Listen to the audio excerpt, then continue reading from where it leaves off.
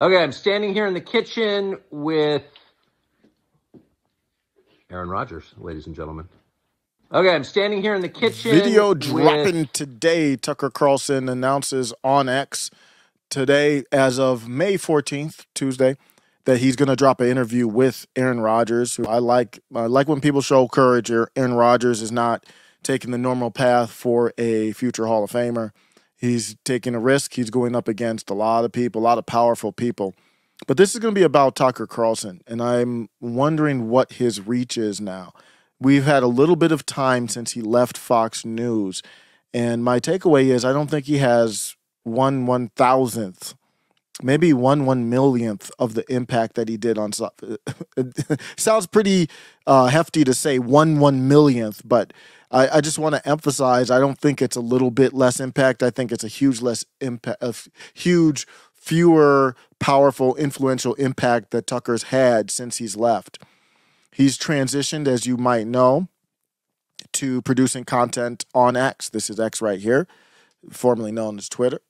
And he's been doing content on here, different content on here. In the late 1960s, government bioweapon labs started injecting ticks with exotic diseases. Soon, people nearby began to get those diseases. Now, tick-borne Lyme is endemic. Naturally, the government has admitted nothing.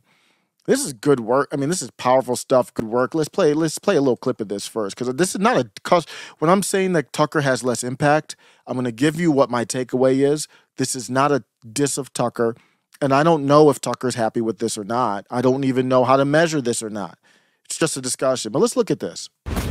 The cases of Lyme disease are going up.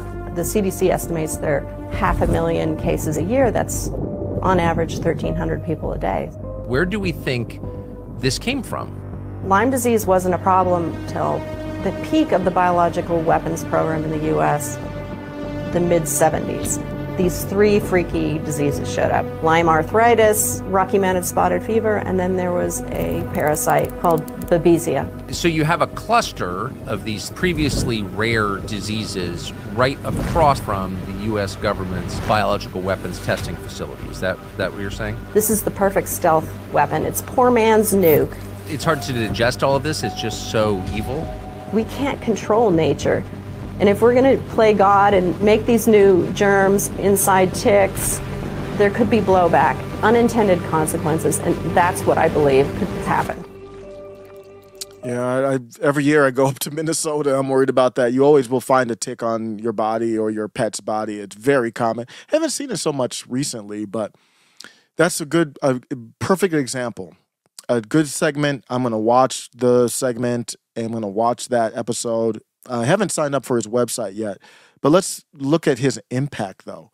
What is the impact that Tucker Carlson has had since he's left Fox? States and Canada, Australia, New Zealand. This video right here from him this is episode 105. Few people know Justin Trudeau better than his own brother. Here's what he says about him. 2.6 million views.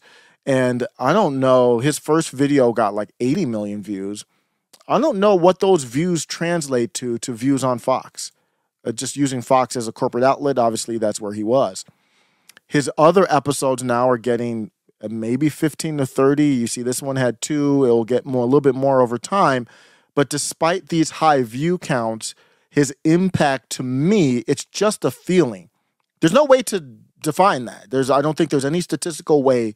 Maybe when algorithms get better and AI gets better, it will be able to curate data if you have the data to see. But right now, we really don't have, it's just a feeling. So you tell me, is my feeling off that as great as his segments are, he's fire, he doesn't have any of the, not even it's not even a fraction of the impact. His total views probably are more than 1 billion. The problem is the siloed nature of online platforms. I think that's the big problem we're seeing here. It confines your content to echo chambers. And somebody on the channel here asked me, well, why am I using so many Tim Pool thumbnails and stuff? I'm trying to experiment for more views. I'm trying to experiment, like, if Tim Pool talks about the IRS situation, auditing people under, who are making $200,000 or less, doing more audits there. and I talk about Tim Pool talking about it in a way, is that going to be more friendly to the algorithm? Because you don't have control over what you get. Even people who subscribe to the channel, most people are getting their stuff from the home feed. Subscribers mean nothing. So you see who has control here. It's not the people. I don't want to have control. I want to just put it out there and let the people have control over it. That's not what's happening. The platforms have complete control over whether you get notifications or not, who gets fed what, and all of that. Same with Tucker. Tucker took his show to X. Why did he go to X? Because he probably didn't feel like he had the impact on the other ones. I don't even know if he's on the other ones. Maybe he has clips. I'm not sure. But his show is branded as Tucker on X. It was Tucker on Twitter at first. So that siloing is very powerful, and it reduces the real world impact compared to traditional media.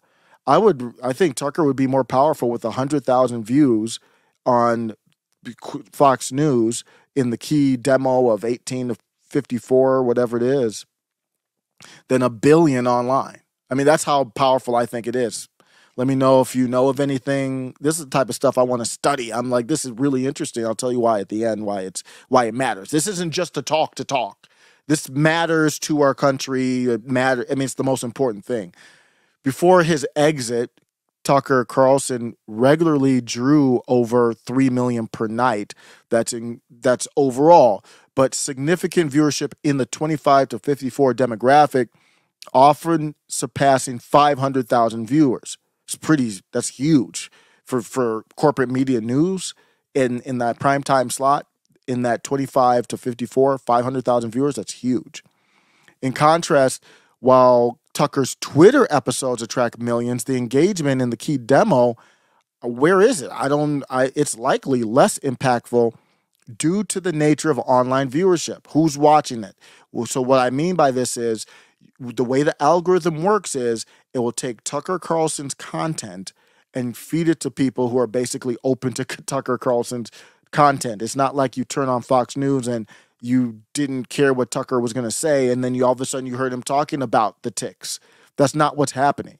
It's only people, and then they can even silo it even more than that. We don't know. X makes the algorithm public, but then there's a algorithm in the background, and the public algorithm is static. We have no idea where that stands. His reduced influence post-Fox, I'm saying that I'm just stating it as I don't have any proof, but I think it's just, for me, it's not fact, but I'm not even hedging my bets on it. He doesn't have the same impact. It's not merely a result of platform change, but it's also the goal of social media companies. We don't know what X is doing. And then when you take his clips and show it on YouTube or other places, we don't know what YouTube's doing. If those algorithms were user controlled 100%, my take is, you might be, well, what do you mean by that? If you sign up for YouTube, what should happen is the government should say, you do not get Section 230 protection unless you default people signing up into they control 100%. No trending, none of that. They control their own algorithms. You can give them the option and say at any time, hey, we think we're more trustworthy. We don't want you to fall victim to disinformation, malinformation, misinformation. Do you want us to control your algorithm? And then if the user says yes, that's perfectly fine. The user decided to do that. The beautiful thing would be, you watching this channel right now, if you could control your own algorithm, I could say, well, let me try your algorithm out, because you're seeing news that I'm not seeing. And I could click the button, and then my YouTube feed would look like yours. If that were the case, Tucker Carlson would have way more impact now than he would on Fox News. Think about the 2024 election. Now, he's not talking too much about election stuff, but if he was on Fox News, he would be talking about it. And now that he's off of Fox News, he's able to do other topics.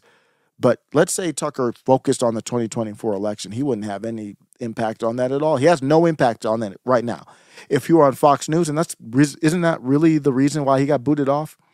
Jesse Waters has had some good segments, but it's not, and Fox News hasn't lost anything because he's got viewership it's not where Tucker was, but he didn't drop off that much. He's doing fairly well in that time slot. I'm going to end with this: is the free speech is the issue. We can't have big companies teaming up with the government, and that's what we have. And we have to be vigilant about this. It's more important than immigration. It's more important than inflation. There is no topic is more important than the Federal Reserve. There's no topic more important than having us control these alt media spaces. So you see what happens. Tucker goes off mainstream. He doesn't have any of the impact he used to have. He goes to the alt space. He's siloed, curated. He's like a bottle where all the views are bouncing between people who already know the topics or are already interested in the topics. There's not much leakage to normies.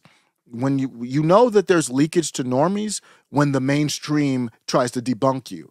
Like when Joe Rogan had that issue with the pandemic, and they didn't like what he did during the pandemic. They thought that issue was leaking out of the echo chamber of social media. So then CNN, all of them started talking about it.